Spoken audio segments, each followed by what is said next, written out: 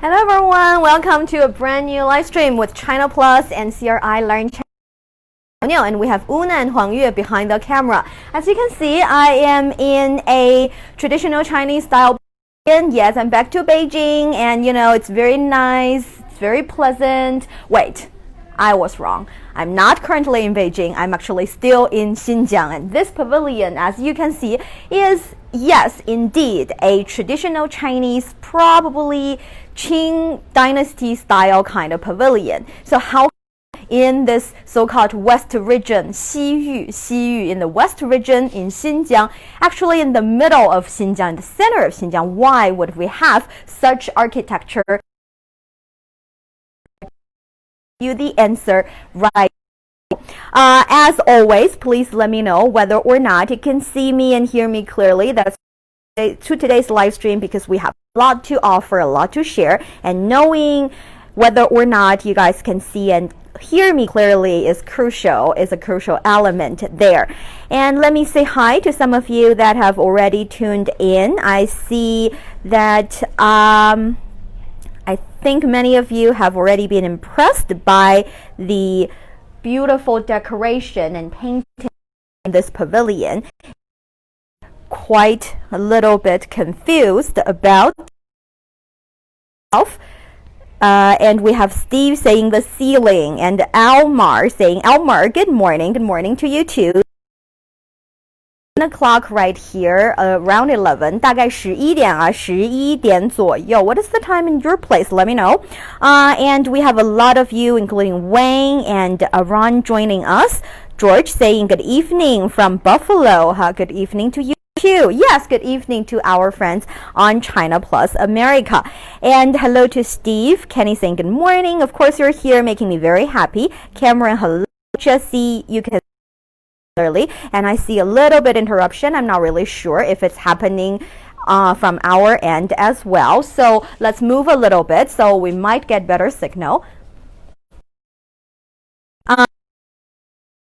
Hi to Phil, saying Phil from Philly says hi, hello to you too. Hello, Michael Guy. Other people are watching you. Thank you. I am saying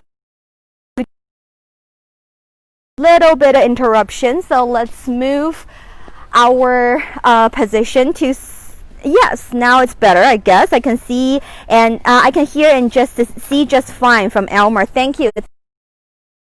I was use a Han or Qing Dynasty pavilion over there. We are actually still in Xinjiang, and I have hard evidence proving that, because I am in Kucha or Kucha, if you like to pronounce it in an English style, Kucha. And this is actually a palace of a then prince of Kucha, or you can understand it as the ruler of the region, and we are standing in his official residential place. And right with me we have a lovely lady that I'd like to introduce. 你好 ，Hi， 好，可不可以给我们的观众介绍一下自己？好的，大家好，我是库车王府讲解员，我叫阿依佐特热美美提。那大家如果要是想要一个简单的名字，可以叫你叫我古丽就行。叫古丽是吗？就是花朵的意思。Okay, so this lovely lady just told me that she is she knows a lot. And she's going to explain everything. She has already explained a little bit to me, so I would be able to give you more information about this lovely palace. This is a very interesting place with so many different architecture styles. You can go with me and let's check it out. 那我们走吧。So I hope the internet connection is getting. So please let me know. Not entirely sure whether or not. Yes, I think we are back. We are standing actually called Kucha or Kuchu. It was an ancient Buddhist kingdom located on the branch of the Silk Road that ran along the northern edge of the Taklamakan Desert in the Tarim Basin. And we know about the Silk Road. We know it is a road that's connecting the Asian continent to the European continent. It is a corridor that allows stuff, goods, personnel, as well as culture products to travel. And is actually right at the it is a crucial stop on the Silk Road. And previously it was called Qiuci from a Chinese language native perspective. I think it's a very beautiful name, Qiuci, even though the word or the Chinese characters of it you might find it a little bit confused. If you want to know why is that, you can go check yesterday's live stream. See the characters and you would find it a little bit confusing, but nevertheless, Qiuci was considered one of the 36 kingdoms of the West region. From today's perspective, you might find the so-called 36 kingdoms a little bit exaggerating, because the states were basically a group of people, sometimes tribes, sometimes let's call it a so-called regime that's governing sometimes even just dozens of people. So it is really an overstatement of calling it a kingdom. But one thing for sure is that it has a splendid culture. They all have their different costume. Sometimes they even have their different dialects. And in Chinese, we have a saying, 十里不同风，百里不同俗. It means be 10 miles you would speak your language in different dialects, and in around 100 miles you would find people with different costume and different habits in life. And that happened in the plain but also in the west region, Xi, in Chinese, Xi, west region in Xiyu. That is why there was this statement, or there was this theory, were 36 kingdoms in the west region.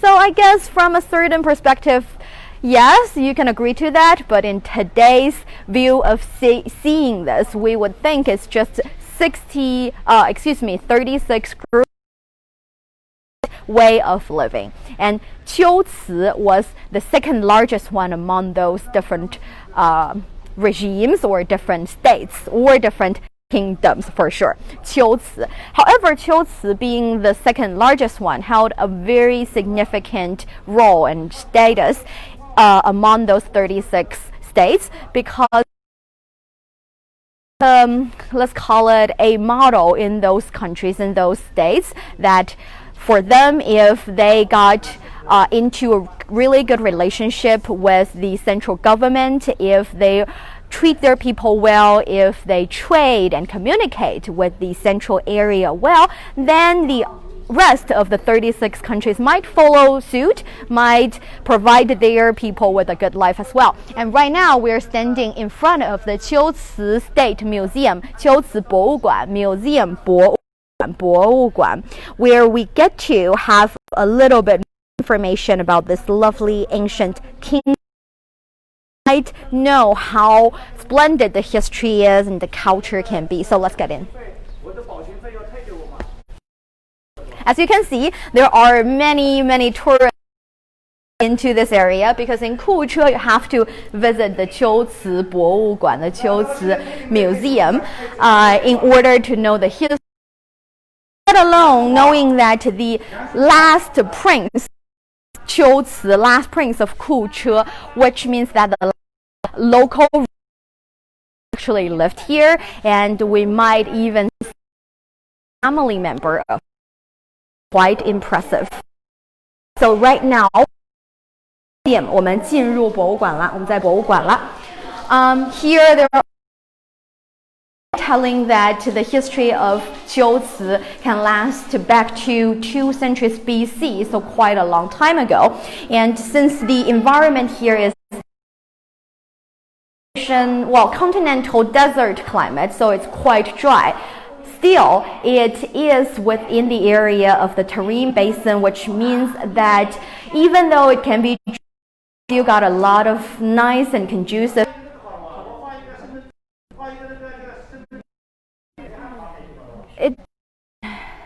Okay, sorry for the interruption.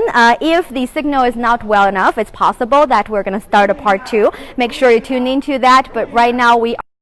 As always, make sure you can hear and see me clearly. And even though we have a lot of around, and they are also enjoying their lives, so please bear with the noise.